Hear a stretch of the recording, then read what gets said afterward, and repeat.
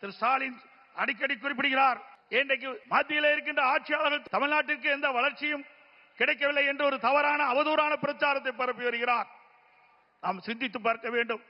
இன்றைக்கு மேடைக்கு வருவதற்கு முன்பு நம்முடைய பாரத பிரதமர் மாண்புமிகு நரேந்திர மோடி அவர்கள் 4400 கோடியை வளர்ச்சி திட்டங்களுக்காக கொடுத்துவிட்டு தான் இங்கே வந்து அமர்ந்திருக்கின்றார். ஒவ்வொரு முறையும் தமிழ்நாட்டுக்கு வருகின்ற பொழுது ஆயிரக்கணக்கான கோடியை ஒதுக்கி தமிழ்நாடுடைய வளர்ச்சிக்காக அவர் பாடுபட்டுக் கொண்டிருக்கின்றார்.